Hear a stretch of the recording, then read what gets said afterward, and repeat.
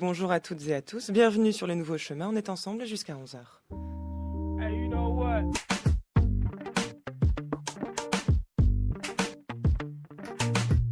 Cette émission ne serait pas ce qu'elle est sans Geneviève Méric, Tristan Grenassia, Géraldine Mosna-Savoie, Marianne Chassor et Ivy Paolo Antonacci, ni sans François Connac cette semaine à la réalisation, avec aujourd'hui à la technique, Ariane Herbé.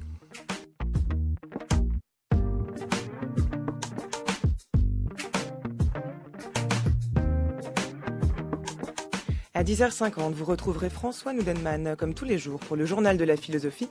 François recevra aujourd'hui Frédéric Néra, à propos de son livre « Clinamen, flux absolu et loi spirale », paru aux éditions R.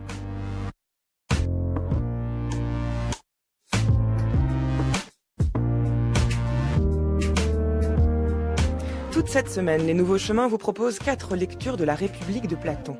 Après Dimitri Elmur, qui hier nous a parlé des livres sur la justice, demain c'est Monique Dixot, la platonicienne en chef, qui vous parlera de la notion de philosophe roi. Et jeudi, nous terminerons la semaine en beauté avec le livre 10 de la République, ou comment la poésie en vient à être bannie hors de la cité. Ce sera le philosophe Fulcran Tesserin qui nous l'expliquera.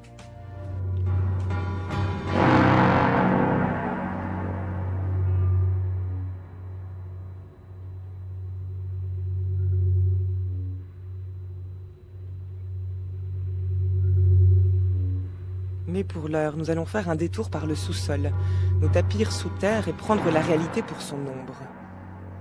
L'allégorie de la caverne nous donne à voir et à sentir la condition de l'homme ignorant, celui qui se désintéresse de la vérité comme celui qui pense l'avoir atteinte alors qu'il ne contemple que son reflet. Dire que les hommes ignorants sont comme des prisonniers ligotés dans une caverne et condamnés à ne voir des objets du monde que leur silhouette, c'est faire de la connaissance une lumière, une élévation et un bien en soi. Mais comment convertir la sombre ignorance en connaissance lumineuse? Peut-on regarder le soleil en face sans se brûler les yeux?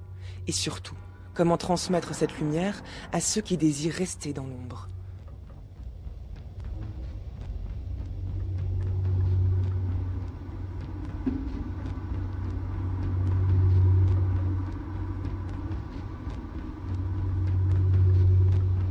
Voici des hommes dans une habitation souterraine en forme de grotte, qui a son entrée en longueur, ouvrant à la lumière du jour l'ensemble de la grotte. Ils y sont depuis leur enfance, les jambes et la nuque pris dans des liens qui les obligent à rester sur place et à ne regarder que vers l'avant, incapables qu'ils sont, à cause du lien, de tourner la tête. Leur parvient la lumière d'un feu qui brûle en haut et au loin, derrière eux, et entre le feu et les hommes enchaînés, une route dans la hauteur, le long de laquelle voici qu'un muret a été élevé, de la même façon que les démonstrateurs de marionnettes disposent de cloisons qui les séparent des gens. C'est par-dessus qu'ils montrent leurs merveilles. Crois-tu que de tels hommes auraient pu voir quoi que ce soit d'autre d'eux-mêmes et les uns des autres que les ombres qui, sous l'effet du feu, se projettent sur la paroi de la grotte en face d'eux? Examine alors ce qui se passerait si on les détachait de leurs liens, et si on les guérissait de leur égarement, au cas où, de façon naturelle, les choses se passeraient à peu près comme suit. Chaque fois que l'un d'eux serait détaché et serait contraint de se lever immédiatement, de retourner la tête, de marcher et de regarder la lumière, à chacun de ces gestes il souffrirait, et l'éblouissement le rendrait incapable de distinguer les choses dont tout à l'heure il voyait les ombres. Que crois-tu qu'il répondrait si on lui disait que tout à l'heure il ne voyait que des sottises, tandis qu'à présent qu'il se trouve un peu plus près de ce qui est réellement, et qu'il est tourné vers ce qui est plus réel, il voit plus correctement? Surtout si, en lui montrant chacune des choses qui passent, on lui demandait ce qu'elle est, en le contraignant à répondre. Ne crois-tu pas qu'il serait perdu, et qu'il considérerait que ce qu'il voyait tout à l'heure était plus vrai que ce qu'on lui montre à présent?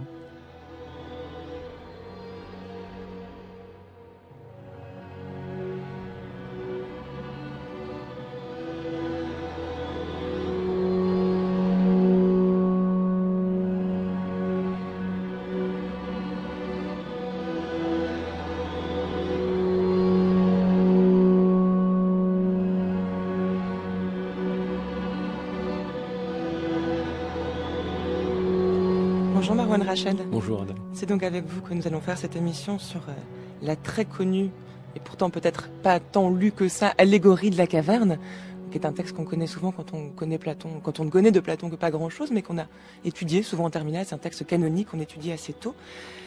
Et on se trouve ici au tout début du livre 7 de la République. Donc hier, nous étions surtout dans le livre 4, on parlait de la justice avec Dimitri Elmure.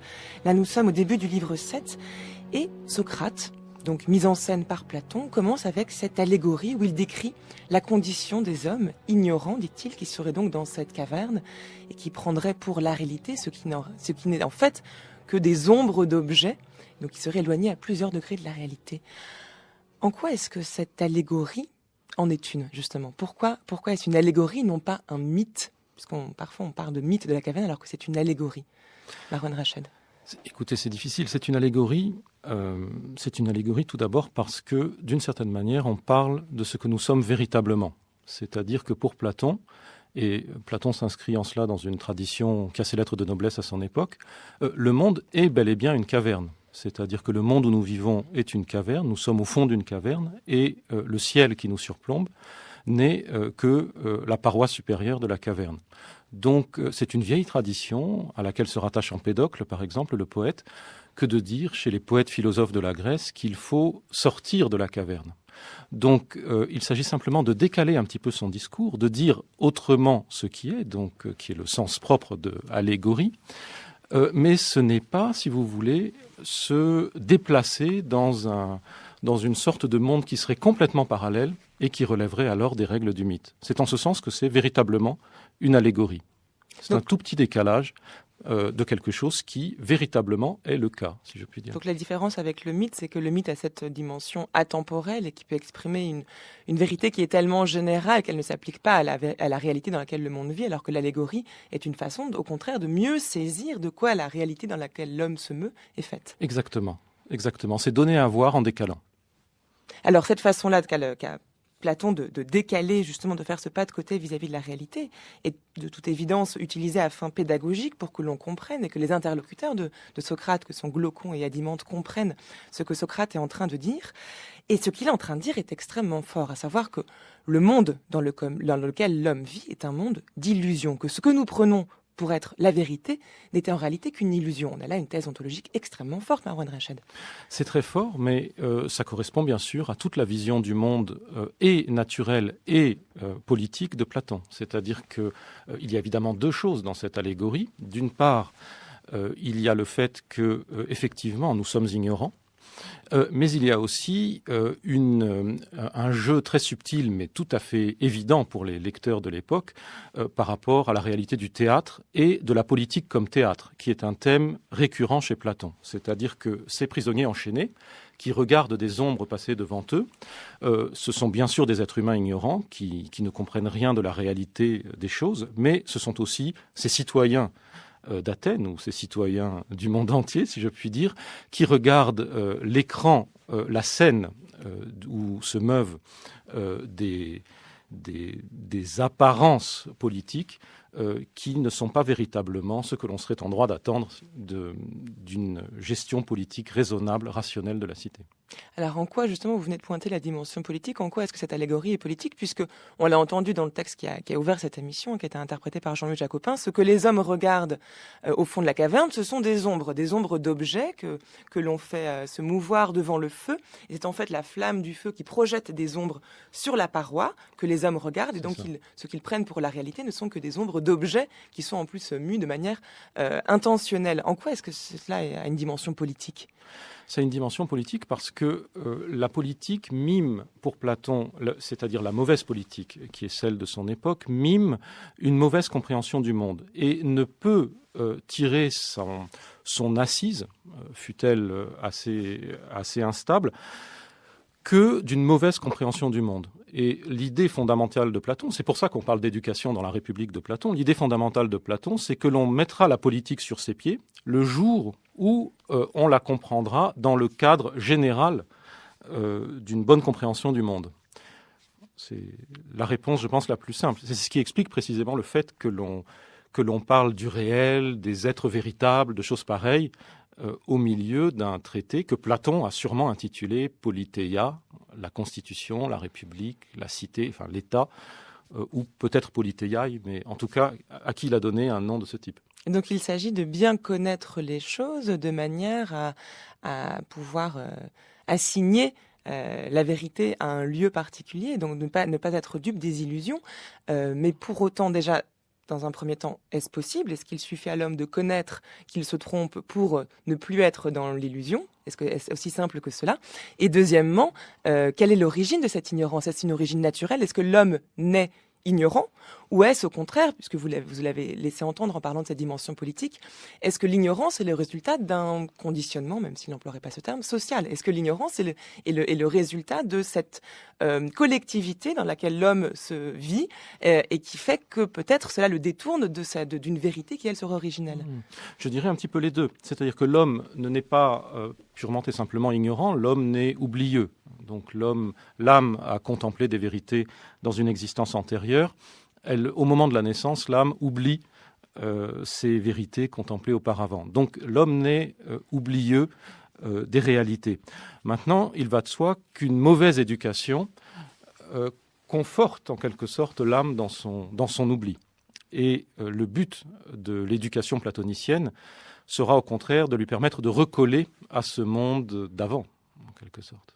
Mais alors l'éducation, du coup, a une portée qui est extrêmement, non seulement décisive, mais surtout qui est, il y a le côté théorique qui est vraiment au service d'une pratique qui est collective. L'éducation n'est pas celle seulement d'un individu, mais il y a une éducation proprement civique, du coup. Absolument. Encore que la question soit véritablement difficile pour Platon. C'est-à-dire que le programme d'éducation qui est donné dans la République est un programme d'éducation pour ceux que Platon appelle les gardiens. C'est-à-dire c'est quand même un programme d'éducation qui ne sera pas celui que l'on fournira à tout le monde, en quelque sorte. Donc là, il y a quelque chose de véritablement difficile. Cela dit, Platon a oscillé sur ce point et sa position n'est pas parfaitement claire. Dans d'autres œuvres, par exemple le programme d'éducation des lois, écrite après la République, Platon propose un programme d'éducation plus général. Alors toute la question est de savoir si l'éducation visée par les lois est exactement la même que celle de la République. Ce n'est pas sûr. Il se peut que ce soit un petit peu plus simple, d'un contenu un petit peu moins exigeant, mais malgré tout, la différence de perspective est assez frappante. Alors, justement, pour rester sur cette question de l'éducation et donc de ce à quoi la connaissance peut nous conduire, la question se pose de savoir si, une fois que l'homme qui était dans la caverne jusque-là sort de la caverne et donc découvre ce qu'est le monde réel et donc le monde derrière les ombres, le monde tel qu'il est éclairé par le soleil, on va y venir dans un instant sur cette importance du soleil, la question se pose de savoir dans quelle mesure est-ce qu'il est vraiment préférable pour lui d'être hors de la caverne? Et donc, la question que je me pose et que je vous pose, Marouane Rachel, est celle de savoir quel est le statut ontologique du monde de la caverne. Puisque, à bien y réfléchir, si un homme vit dans un monde d'illusions, mais qu'il s'y plaît, et surtout qu'il n'a pas de moyen de savoir que ce n'est pas une illusion, où est le problème? On peut très bien vivre heureux si c'est reste comme ça, quand même, cela le but de la philosophie, tout en étant dans l'illusion. Pour donner à comprendre cela, je vous propose d'écouter un extrait tout de suite qui apparemment nous éloigne beaucoup de la République, mais qui met en scène cette désillusion que l'on peut vivre lorsqu'on croit vivre dans un monde et qu'en réalité nous apprend qu'on vit dans un autre monde. Écoutez. Qui êtes-vous? Je suis le créateur d'une émission de télévision qui donne de l'espoir, de la joie et de l'inspiration à des millions d'hommes et de femmes. Et moi? Tu es le héros.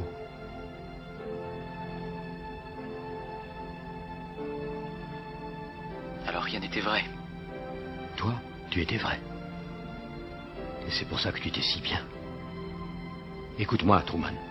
Il n'y a pas plus de vérité à l'extérieur qu'à l'intérieur du monde que j'ai créé pour toi. Même mensonge, même supercherie, mais dans mon monde, tu n'as absolument rien à craindre. Je te connais mieux que tu ne te connais. Il n'y a pas de caméra dans mon crâne. Tu as peur. Et c'est pour ça que tu ne t'en iras pas. Je ne t'en veux pas. Je comprends. Je ne t'ai pas quitté des yeux toute ta vie. Je t'observais quand tu es venu au monde. Je t'ai vu marcher tout seul le jour où tes parents t'ont lâché la main. Je te regardais la première fois que tu es allé à l'école. Et quand tu as mis ta première dent de lait sous ton oreiller. Et aujourd'hui, tu voudrais partir? Mon Dieu, aidez-le. Non, ta place est ici. Courage. Avec moi. Parle-moi. Dis quelques mots. Dis quelque chose, bon sang. On passe en direct à la télévision. Le monde entier te regarde. Arwan Rached, le monde entier ne nous regarde pas, mais une partie en tout cas nous écoute. Et on vient d'entendre un extrait du Truman Show, donc le film de Peter Weir qui date de 98. Le film donc qui raconte la vie d'un homme, Truman Burbank, qui est le star d'une télé-réalité à son insu. Donc depuis sa naissance, sa vie n'est qu'un gigantesque plateau de tournage. Tous ceux qui l'entourent sont des acteurs. Et lui seul ignore la réalité, ce qui correspond à une phobie ou un fantasme que beaucoup d'entre nous peuvent avoir fait au moins une fois un jour, de se demander, mais et si jamais les gens qui sont autour de moi ne sont pas réels, c'est une preuve d'un scepticisme absolu. Et en ça, d'ailleurs, le scénario est donc assez bien trouvé. Et dans l'extrait qu'on a entendu, donc Truman veut quitter le monde qui a été créé par le producteur, dont la voix d'ailleurs en français est celle de Georges Claes, que je salue au passage, donc voix que les habitués des Nouveaux Chemins connaissent bien. Et donc il veut quitter ce monde-là, et le producteur, pour l'en empêcher, lui dit, mais non, au dehors, ce sont les mêmes mensonges, les mêmes supercheries. Sous-entendu, tu ne sortiras jamais de l'illusion. Ce que tu croyais être une illusion là, qui en est une en un certain sens, puisque ta vie n'est en fait a été filmée et les gens que tu connais ne sont que des acteurs. Si tu sors, ce sera la même chose. Tu resteras dans l'illusion. Donc là, ça pose deux questions qui rejoignent celles que je vous posais juste avant, Arwan Rached. Quel est le statut ontologique du monde dans lequel on vit lorsqu'on sait que c'est une illusion? Et deuxièmement, peut-on jamais vraiment sortir de cette illusion? Est-ce qu'on ne reproduit pas en permanence une attitude qui nous voile la vérité? Et donc, est-ce qu'on n'est pas contraint à une forme de scepticisme, en fait, Arwan Rached? La question est très très bonne et je mettrai en rapport le film et la situation qu'elle décrit avec Démocrite cette fois-ci. Platon avait un grand adversaire dans l'Antiquité, c'était Démocrite. Et la théorie de Démocrite, donc Démocrite est un atomiste qui pense que le réel est un jeu de perspective. Mais qu'il n'y a rien d'autre que ce jeu de perspective, que ce sont des jeux de perspective qui renvoient à des jeux de perspective. Et là, on aurait la leçon du film. C'est-à-dire qu'effectivement, en dehors de la perspective, du jeu de perspective, de l'illusion du regard, il n'y a qu'une illusion du regard.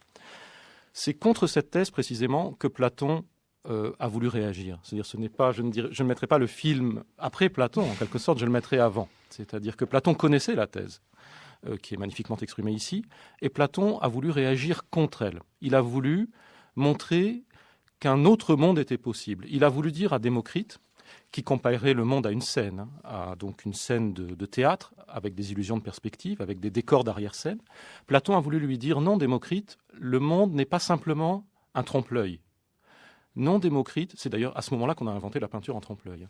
Non, Démocrite, le monde n'est pas simplement un trompe-l'œil. Non, il y a quelque chose d'absolu par rapport à quoi l'on peut organiser l'ensemble de la perspective. Il y a un point fixe, absolu, qui permet la construction de toutes les illusions que l'on voudra, mais qui, lui, n'est pas sujet à ce type d'illusion, ne rentre pas dans ce jeu de l'illusion. Et ce point absolu, c'est évidemment celui auquel doit tendre toute l'éducation. C'est-à-dire que toute l'éducation va consister à comprendre comment l'illusion est une illusion de quelque chose qui n'est pas illusoire. Alors que pour Démocrite, à l'illusion se résume l'ensemble de ce que l'on pourrait considérer comme réel. Mais alors, comment l'homme qui est lui-même ignorant peut-il décider de ce point fixe? Si l'homme est tributaire des illusions, puisque Platon doit bien l'admettre pour ensuite montrer la nécessité d'un point fixe et d'un point supérieur qui nous permet de démanteler ces illusions, comment peut-il à la fois être illusionné et en même temps ne pas être dupe et accéder à ce point-là, cette stabilité-là? Alors, il y a deux aspects de la question. C'est-à-dire le fait de connaître les lois de la perspective ne m'empêche pas de céder au trompe-l'œil. C'est-à-dire que je peux tout à fait prendre plaisir à voir mon œil être trompé, tout en sachant qu'il est trompé. Cela dit, il y a une deuxième question à laquelle je n'ai pas de réponse, qui est qu'effectivement, l'on se demande ce qu'est véritablement cette première chiquenaude qui engagerait ce processus de retour, c'est-à-dire de retour vers le réel. Ce qui correspond, par rapport à l'allégorie de la caverne, à la sortie hors de la caverne. Exactement, ce qui correspond à cette sortie. Et là, vous pointez du doigt quelque chose qui s'inscrit même dans la chair du texte, c'est-à-dire, on l'a lu ensemble, le Platon parle de on, de quelqu'un qui nous tirerait, si quelqu'un venait, il emploie des passifs, si l'on était tourné, mais jamais Platon ne nous explique véritablement comment il est possible qu'il y ait quelqu'un qui soit à la fois dedans et dehors. Et en ce sens, il y a peut-être une petite part de mystère que Platon n'a pas voulu lever dans le texte. Mais je pense qu'il s'agit d'une difficulté pour Platon lui-même. Ce n'est pas simplement quelque chose qu'il a déguisé, c'est une difficulté qu'il éprouve. C'est-à-dire que Platon a un énorme problème de savoir s'il faut commencer par le réel compris par une âme, par une intelligence, ou par l'intelligence, étant donné que pour lui, cette intelligence obéit aux mêmes règles que le réel bien compris, c'est-à-dire à des règles finalement de type mathématique. Alors c'est un problème qu'il se pose et qu'il affronte. En même temps, il propose quand même une solution. Dans ce livre 7, qui est donc ouvert par l'allégorie de la caverne, il montre l'importance de ces personnes qui sont sorties au moins une fois, qui ont pu contempler le soleil. Et donc là, le soleil est donc à la fois cet organe, c'est justement cet astre qui nous permet de contempler le monde sensible et en même temps le symbole d'un organe de la connaissance. Donc le soleil est ici à entendre dans ces deux dimensions. Et cette lumière du soleil qui d'abord nous brûle les yeux, puisque nous sommes habitués à l'ombre, une fois que le regard s'y habitue, et donc une fois, si l'on traduit, que l'on a accès à la connaissance en tant que telle et non plus à l'illusion, nous pouvons, alors là, effectivement, je parle comme Platon qui lui dit il, je dis nous, mais ces personnes-là peuvent redescendre, et d'ailleurs elles le doivent, insiste bien Socrate, redescendre dans la caverne pour essayer de transmettre cette connaissance-là et de libérer les prisonniers de la caverne, de ce monde d'illusion. Donc il pointe quand même le chemin à suivre, il pointe également les méthodes pour y parvenir, il parle de l'importance de la dialectique, notamment, qui est une méthode pour parvenir à la vérité, l'importance d'une forme d'éducation, vous l'avez dit, mais d'éducation dans certaines disciplines, des disciplines qui seront par exemple les sciences et notamment les mathématiques qui nous habituent à contempler les abstractions. Donc il trace quand même le chemin à suivre vers la vérité. Oui. La question peut-être la préciser un peu plus, la question c'est la méthode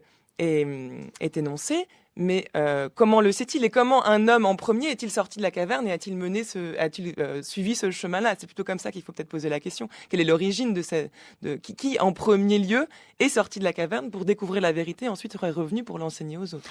Je vais vous décevoir. Platon de temps en temps parle d'un signe divin. Et je pense que l'homme qui, en premier, si la question a un sens, est sorti, est quelqu'un qui a eu un signe divin. C'est-à-dire quelqu'un à qui ces dieux, ces faux dieux, mais disons ces apparences de dieux, ces créatures supérieures qui se meuvent derrière le parapet, qui font bouger des objets, en sorte que leur ombre apparaisse sur la paroi, je pense que l'un de ces hommes a dû faire un petit signe à l'un des prisonniers pour lui dire « Dis donc, retourne-toi un petit peu ». C'est ça, mais de toute façon, Platon on a besoin d'un signe divin. On a besoin on a besoin de briser l'ordre décrit dans la caverne. Il faut une entorse à cet ordre pour enclencher un processus.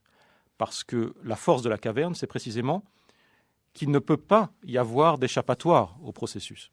Donc, il faut en sortir pour le briser. Il n'y a rien à faire, je pense. Un homme, en tout cas un homme pourvu de bon sens, se souviendrait que c'est de deux façons et à partir de deux causes que les troubles des yeux se produisent.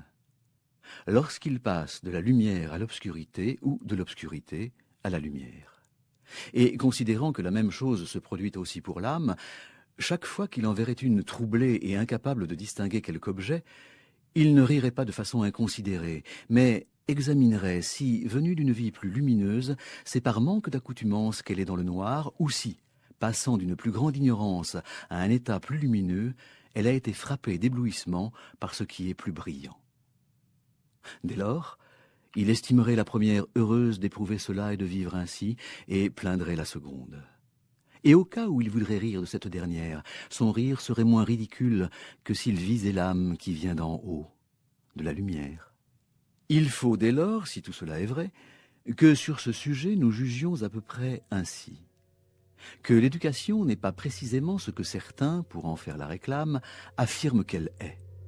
Ils affirment, n'est-ce pas, que le savoir n'est pas dans l'âme et qu'eux l'y font entrer, comme s'ils faisaient entrer la vision dans des yeux aveugles.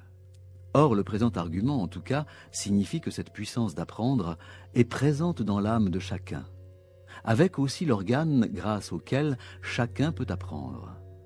Comme si on avait affaire à un œil qui ne serait pas capable de se détourner de l'obscur pour aller vers ce qui est lumineux autrement qu'avec l'ensemble du corps. Ainsi, c'est avec l'ensemble de l'âme qu'il faut retourner cet organe pour l'écarter de ce qui est soumis au devenir, jusqu'à ce qu'elle devienne capable de soutenir la contemplation de ce qui est et de la région la plus lumineuse de ce qui est. Or, cela, c'est ce que nous affirmons être le bien, n'est-ce pas ? Vous écoutez France Culture, il est 10h28. Vous êtes sur les nouveaux chemins de la connaissance et nous consacrons toute cette semaine à Platon, des lectures de la République de Platon. Et aujourd'hui, nous parlons de la fameuse allégorie de la caverne en compagnie de Marouane Rachid et nous sommes en train, doucement, d'atteindre le soleil. Marouane Rachid, le texte qu'on vient d'entendre se situe peu de temps après, dans le livre 7, peu de temps après la description de la caverne avec laquelle nous avons commencé cette émission. Et ce texte est vraiment très important parce il énonce plusieurs points fondamentaux pour comprendre les conditions à laquelle on peut sortir de la caverne et surtout les conséquences que ça a pour l'homme en tant que tel.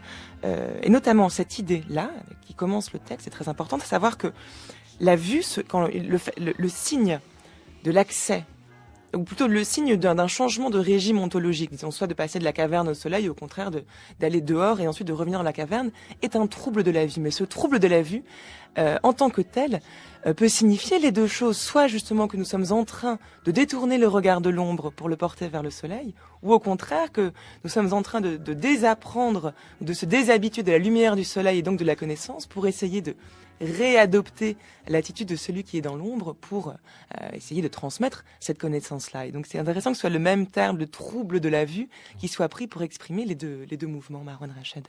Oui. Et là, encore une fois, il faut, je pense, partir de la tradition philosophico-poétique dans laquelle s'inscrit Platon.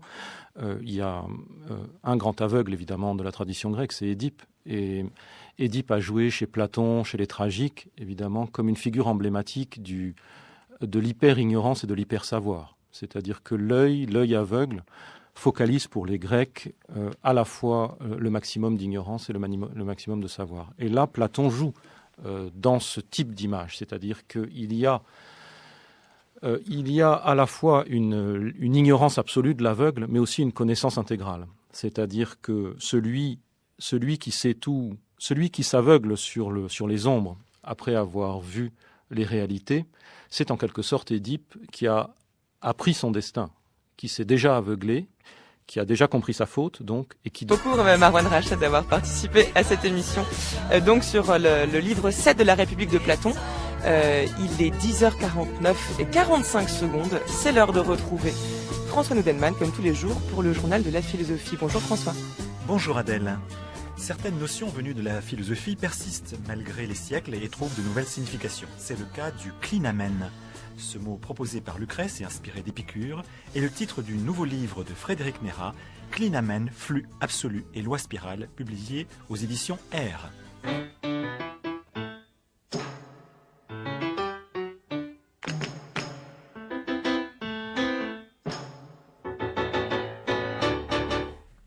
Bonjour Frédéric Nérat.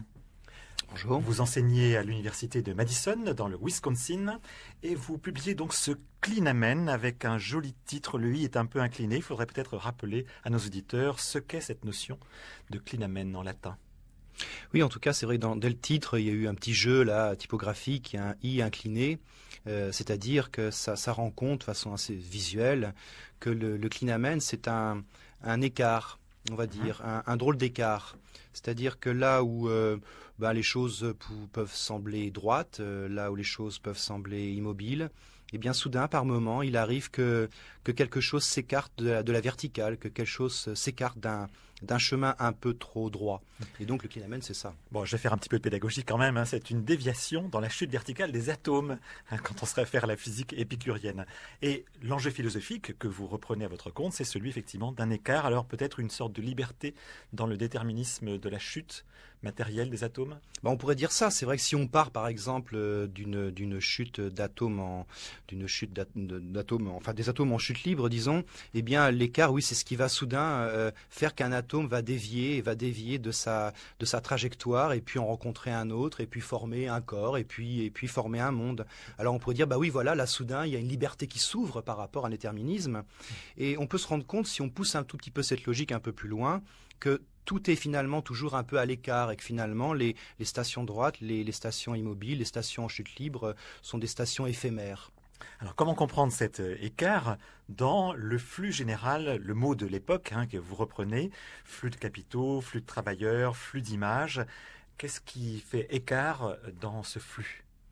Disons que quand on parle beaucoup de flux, c'est vrai, et ce qui m'a frappé, ce qui était un peu un des points d'origine de ce livre, c'est que quand on parle de flux, on a l'impression que ça veut dire que tout change, que tout est en mouvement finalement, que rien n'est stable. Et puis j'ai commencé à m'interroger un peu là-dessus, me dire mais finalement c'est quel genre de flux ? Est-ce que vraiment les flux dont on nous parle importent, transportent de vrais changements ? Ou bien finalement est-ce que tous les flux dont on peut parler, que vous résumiez à l'instant, flux de capitaux, flux de travailleurs, ne sont pas d'une certaine manière tous verticaux? Est-ce qu'il y a de véritables clinamènes, de véritables écarts qui permettent à ces flux de se rencontrer d'une façon imprévue? Oui, c'est le piège de certains mots comme plasticité ou flexibilité. Finalement, ils peuvent très bien dire aussi bien la transformation que une certaine un accommodement en quelque sorte à la loi du réel ou à la loi du marché. Exactement. Si finalement se transformer, c'est s'adapter à ce qui existe, au fond, on se transforme pas vraiment. On est un peu comme une pâte molle qui va s'adapter sans soi-même vivre, expérimenter, subir avec tous les dégâts que ça peut occasionner de véritables transformations. Alors, contre ces flux, si je puis dire un peu pétrifiés ou canalisés, que fait jouer le clinamen et qu'est-ce que ça signifie que le clinamen? Puisque on voit bien ici c'est une figure, un schème, une métaphore peut-être. Donc qu'est-ce que vous essayez de faire jouer avec cette notion? Eh bien, quand vous dites flux pétrifié, par exemple, c'est une façon tout à fait de décrire ce que je tente de décrire. Eh bien, ce qui m'intéresse d'abord, c'est le deuxième temps de la pétrification. Dans le sous-titre de mon livre, ça s'appelle l'absolu. Des flux absolus sont des flux pétrifiés. Et c'est par rapport à cette pétrification, c'est par rapport à cette immobilité parfois invisible qu'il me semble important de réintroduire de l'écart là où tout est pétrifié, de réintroduire, j'insiste sur ce point, de véritables écarts. Il y a une lutte un peu là-dessus conceptuelle sur qu'est-ce que c'est qu'un véritable écart, qu'est-ce que c'est qu'un véritable changement. Et donc ce livre est aussi dédié à la tentative de décrire ce que sont de véritables changements. Oui, alors on pourrait vous dire, mais après tout, pourquoi dire comme ça, écart, c'est un peu flou, un peu général, pourquoi pas dire résistance, pourquoi pas dire indignation, pour employer certains mots en vogue actuellement? Parce qu'on sent bien, par exemple, que une résistance peut, en s'opposant à ce qu'elle dénonce, reproduire les mots de l'adversaire et finalement ne pas être dans un véritable écart, mais dans un collage insoupçonné. Et par rapport aux indignés, par exemple, sans doute qu'ils ont créé un écart par rapport au présent, mais ils n'ont pas su s'écarter assez du présent parce qu'à mon avis, ils n'ont pas su assez importer avec eux les promesses du passé. Vous dites que contre l'absolu substantiel, il faut désintégrer, inventer de nouveaux concepts. On pourrait vous dire, oui, d'accord, le philosophe invente des nouveaux concepts, mais est-ce que vraiment il met les mains dans le cambouis? Est-ce qu'il va sur le terrain? Est-ce que, puisque vous traitez aussi des questions écologiques, est-ce que vraiment vous pensez que vous pouvez modifier la donne par l'invention de nouveaux concepts ou de nouvelles métaphores? Si le livre que je propose devient une petite citadelle fermée sur elle-même, et bien entendu, mes mains ne seront pas touchées par ce à quoi je m'adresse, par les matières que j'aime convoquer dans mon écriture, que je veux convoquer dans mon écriture. Mais moi, ce qui m'intéresse par rapport à un livre, d'une façon générale, c'est de penser en termes de médiation.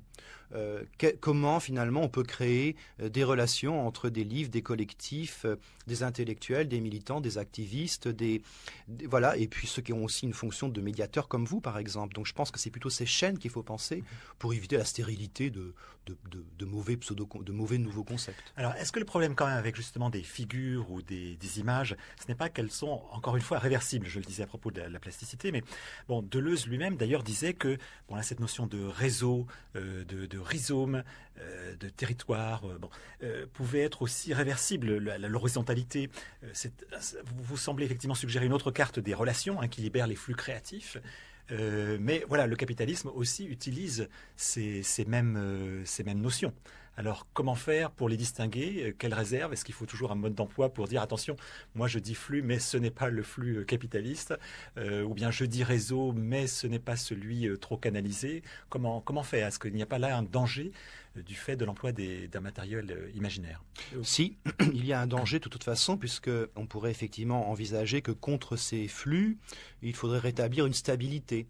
Or, c'est pour ça peut-être que je parle à un moment donné de spirale. Oui. Ce qui m'intéresse dans la figure de la spirale, c'est que c'est un drôle de flux qui revient pas à la même place, donc qui finalement ne revient jamais au même, et donc permet peut-être de sortir d'un capitalisme qui lui revient toujours à la même place, quels que soient finalement, quels que soient ses flux, quelles que soient ses inventions. Est-ce qu'on peut dire donc que le rôle de la philosophie, à travers vous aussi, et aussi ce qu'en a dit Deleuze, c'est d'inventer des concepts, des figures, des métaphores pensantes? Alors, justement, tout le travail de ce livre, c'est de créer un écart de créer, disons, un espace de circulation entre les métaphores et les concepts. Donc, ni se tenir à un pur jeu d'images, ni se tenir à un jeu de concepts, mais travailler dans l'écart entre les deux. Merci Frédéric Nérat. Je rappelle le titre de votre livre, Klinamen, flux absolu et loi spirale, aux éditions RS. Vous pouvez retrouver le journal de la philosophie sur le site de franceculture.fr. Merci François, ainsi s'achèvent les nouveaux chemins, mais pas d'inquiétude, on se retrouve demain.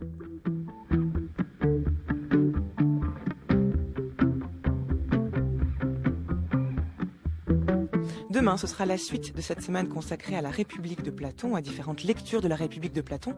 Je recevrai la philosophe reine Monique Dixot pour vous parler de ce que Platon nomme le philosophe roi, au livre 5, 6 et 7 de la République, ou comment, une fois sorti de la caverne, le philosophe doit redescendre pour s'occuper des affaires de la cité, et c'est en cela qu'il est roi.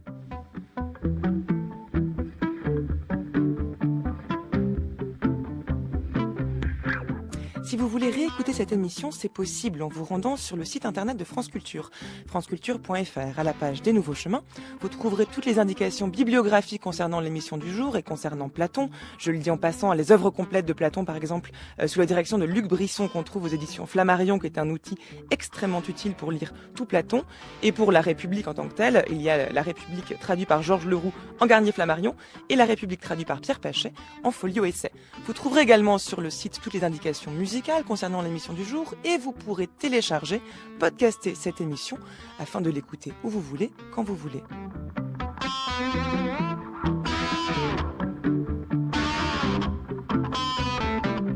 Un grand merci également, j'essaie de le faire tous les jours, à Jean-Louis Jacopin dont la voix nous accompagne toute cette semaine et qui fait un excellent Socrate.